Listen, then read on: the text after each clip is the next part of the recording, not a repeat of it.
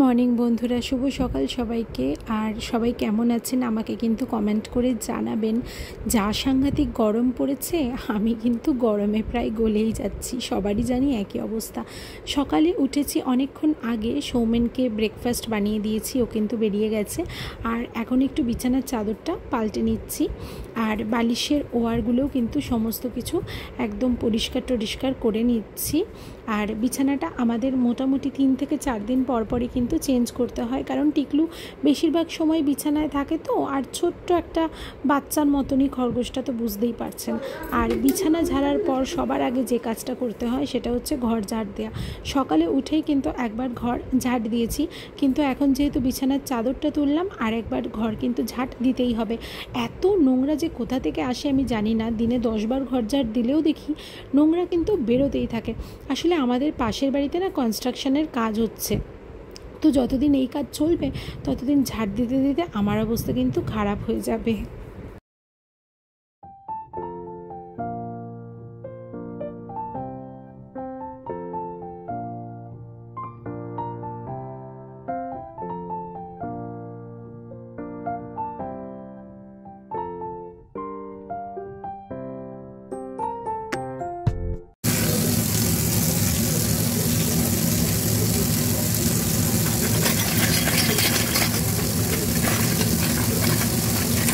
ঘর ঝাড় দেওয়া কমপ্লিট। এবার কিন্তু একে একে বাসি কাজ যা আছে সকালের রোজকার আমার কাজ, সেগুলো কিন্তু সেরে নিচ্ছি।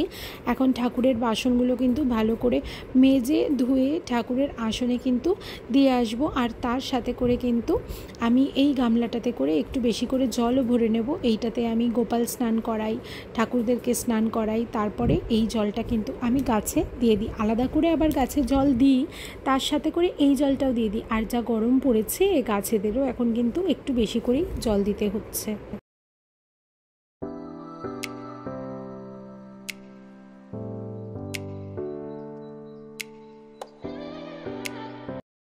তো এবার কিন্তু আমি স্নানে যাব, তাই স্নানের পরে যে নাইটিটা পরবো সেটা কিন্তু বার করে নেব। আজকে সোমবার, তাই সাদা পরবো, চেষ্টা করি রং মিলিয়ে পরতে। এই দুটো ইস্ত্রি করতে দিতে হবে, আজকে বিকালে তুই আর আমি বেরিয়ে দিয়ে দেবো। স্নান সেরে কিন্তু আমি চলে এসেছি। এবার পুজোর ফুলটা কিন্তু একে একে আমি তুলে নেব।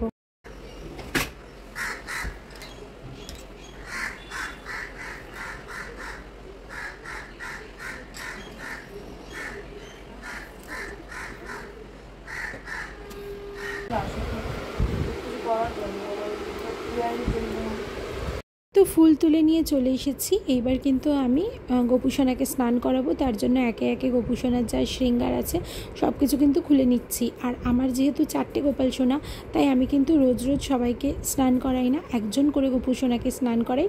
আর তার যে জামাটা পরে থাকে সেটাকে কিন্তু জল ধোয়া করে নেড়ে দিই, আর নতুন একটা করে কিন্তু জামা, মানে কাঁচা ধোয়া পরিষ্কার জামা কিন্তু পরিয়ে নিই।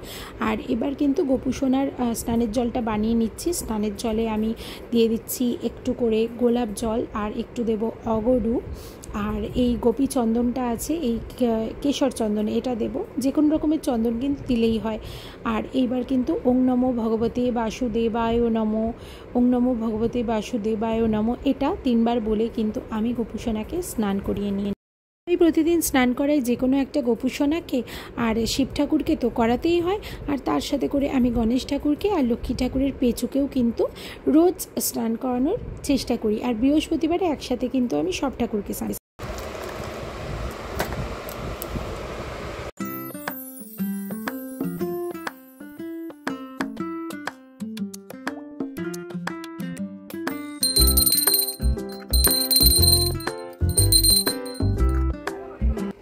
তো ঠাকুরকে ভোগ দিয়ে ভোগের আরতি করা কিন্তু হয়ে গেল। এবার ফ্যানটা চালিয়ে দিলাম, কারণ চিনি এই ঘরে বসে কিন্তু অনলাইন ক্লাস করছে, আর ওই দেখুন টিকলু কিন্তু ওখানেই কন্টিনিউয়াস বসে আছে।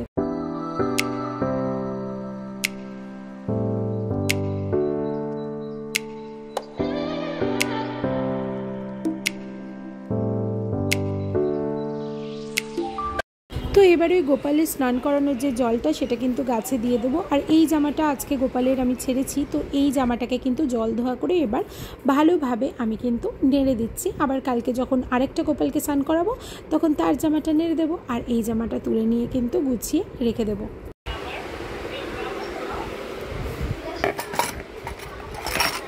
তুই পর, আমি ওই ঘরে গেলাম। হ্যাঁ, একটু পরে জুস দিয়ে যাব।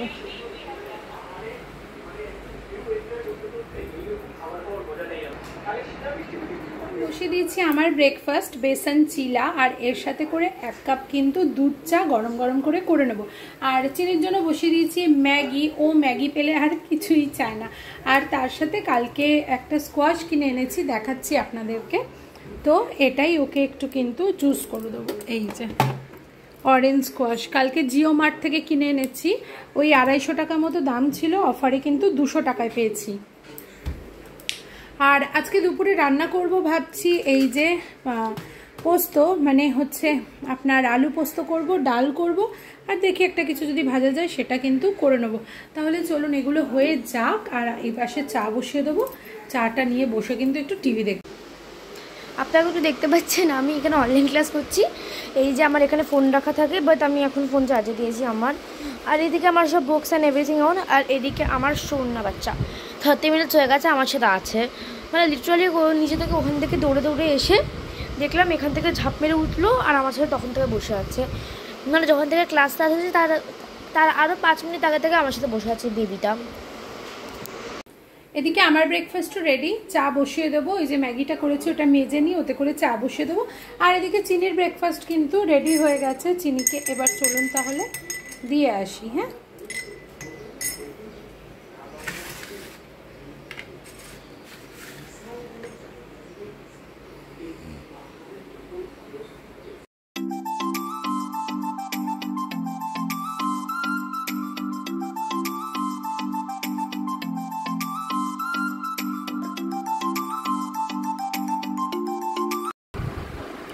আর এখানে কিন্তু ব্যাগ গোছানো হয়ে গেছে। এর মধ্যে টুকিটাকি মুখ চালানোর খাবার। ব্যাগ কেন গুছিয়েছি, আমরা কিন্তু যাচ্ছি কোনো এক শীতের দেশে, মানে বরফের দেশে ঘুরতে, তাই তো? খেয়ে নে তাড়াতাড়ি। তো আমি কিন্তু এবার নিজের ব্রেকফাস্ট নিয়ে বসে গেছি, বেসন চিলা আর ওই যে অরেঞ্জ স্কোয়াশ যেটা এনেছি সেটা। আজকে না চা করতে আর ইচ্ছে করলো না, ভাবলাম চা করব, তারপরে এই গরমে আর ভালো লাগলো না চা খেতে। তো এখন বাজে ওই 11টার মতো। রান্না কিন্তু শুরু করে দিয়েছি। ডাল তো অনেক আগেই হয়ে গেছে, কিন্তু ডালটা এখনও ফোড়ন দেওয়া হয়নি। আর এখন একটু পটল ভাজছি, আর পোস্ত বাটা হয়ে গেছে, একটু আলু পোস্ত করে নেবো ব্যাস। মানে আজকে তো সোমবার নিরামিষ হয়, আজকে রান্না হচ্ছে তাহলে ডাল, আলু পোস্ত আর পটল ভাজা। আর ওদিকে চিনি কিন্তু এখন 8 ঘন্টা একটু ব্রেক পেয়েছে, মানে ব্রেকও প্রায় শেষই হয়ে যাবে। এখন আবার ক্লাস হবে, এসএসসি ক্লাস হবে, এখন তো বসিয়ে দেবো। চলুন তাহলে। তো ফাইনালি কিন্তু 1-1.5 ঘন্টার মধ্যেই সমস্ত রান্না কমপ্লিট। ওই নিচেরটাতে ভাত, এটাতে করেছি টমেটো দিয়ে মুসুর ডাল, আর এইখানে করেছি হচ্ছে আলু পোস্ত। এটা কিন্তু সবার ভীষণ ফেভারিট একটা ডিশ। আর তার সাথে করেছি পটল ভাজা, আর এদিকে আছে কিন্তু পাঁপড় ভাজা। আর এদিকে দেখতে পাচ্ছেন সমস্ত কিছু ক্লিন হয়ে গেছে, বাসনগুলো আছে, আর একটু পরে ওগুলো মেজে নেব। গ্যাস স্টোভও কিন্তু সব কিছু ক্লিন করে দিয়েছি। এইবার একটু আরাম করে বসবো।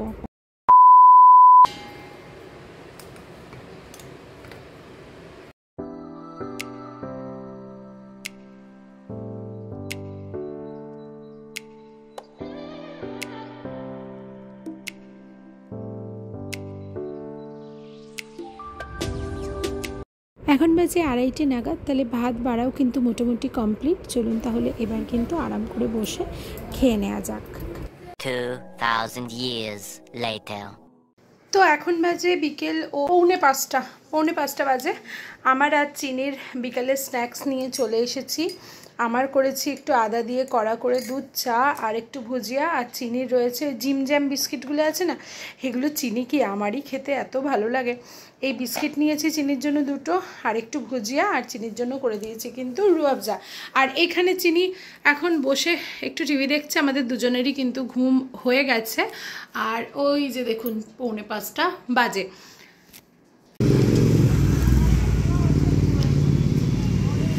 মা মেয়ে দুজনেই আজকে চলে এসেছি কিন্তু আমাদের পাড়ার মোড়ে এই দই ফুচকাটা খেতে। এটা কিন্তু মারাত্মক টেস্টি করে। এই দেখুন এখন ফুচকা খেয়ে বাড়ি ফিরছি, কে আমাদের জন্য অপেক্ষা করছে।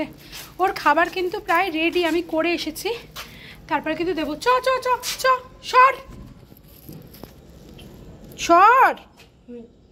তো বাড়িতে ফিরে চটপট করে কিন্তু আগে চার্লিকে গিয়ে খেতে দিয়ে এলাম। চার্লির খাবার মানে সন্ধেবেলার যে খাবারটা আর রাত্রিবেলা দিই না, একেবারে সন্ধেবেলায় দিয়ে দিই। তো সেটা কিন্তু আমি বাইরে বার করে ডিফ্রস্ট করতে দিয়ে গেছিলাম। এখন একটু নুন দিয়ে হলুদ দিয়ে সেদ্ধ করে একটু ভাত দিয়ে মাখিয়ে কিন্তু দিয়েছি। আর দেওয়ার সাথে সাথে কী করলো, বাটিটাকে ধরে উল্টে দিল, উল্টে দিয়ে খাচ্ছে। চলো একবার দেখিয়ে দিই চার্লিকে, ঠিক আছে? আর এই দেখুন ম্যাডামজি এখন কী করছে, এখন গা হাত পা পরিষ্কার করছে জুজুবুড়ির মতো।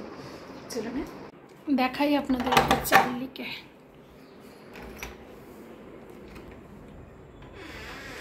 ওই দেখুন খাওয়া দাওয়া কমপ্লিট, আর জায়গাটার কী দুরবস্থা করেছে এই জায়গাটা। আমাকে কিন্তু এখন ক্লিন করতে হবে। নিশ্চয়ই ভেতরে ঢুকে বসে আছে, আমার গলাটা শুনে বেরোবে। তো এখন বাজে হচ্ছে রাত ওই 9টা নাগাদ। চিনি পড়তে বসেছে, ওই ঘরে পড়ছে। আর এই যে টিকলু এখন কিন্তু আমার পাশে বসে রয়েছে। আর সৌমেন এখনও আসেনি, ফোন করলাম, এখন বলল যে 1-1.5 ঘন্টার মধ্যেই কিন্তু চলে আসবে। আর রাত্রিবেলা কিন্তু রান্নার আমার কোনো আজকে অন্তত চাপই নেই, মানে একদমই চাপ নেই। দুপুরের সমস্ত রান্না আছে, শুধু একটু ভাত বসিয়ে দেবো, তাতেই সৌমেন আর চিনির কিন্তু হয়ে যাবে। আর আমি আজকে রাত্রে ভাবছি একটু ওটস খেয়ে নেব। দই ফুচকা তো খেয়ে এসেইছি, পেটটা কিন্তু একটু ভরাই রয়েছে। তো আজকের ব্লগটা তাহলে আমি এই অবধিই রাখি। আর যদি আমার চ্যানেলটা, আমার ভিডিওগুলো আপনাদের ভালো লেগে থাকে তাহলে কিন্তু একটা সাবস্ক্রাইব করে, লাইক করে আর একটু কমেন্ট করে আমার পাশে থাকবেন। তাহলে কিন্তু আমার আরও ভালো লাগবে আপনাদের জন্য নতুন নতুন রোজকার ভিডিও আনতে। আর থ্যাংক ইউ সো মাচ ভিডিওটা পুরোটা দেখার জন্য। এভাবেই পাশে থাকবেন। আপনাদের ভালোবাসা ছাড়া কিন্তু জীবনের চলার পথটা ভীষণ রকমের কঠিন। সবাই সবার পাশে থাকবো, তবে তো সবাই মিলে একসাথে জীবন যুদ্ধে জয়ী হতে পারবো, তাই না? খুব ভালো থাকবেন আর টাটা।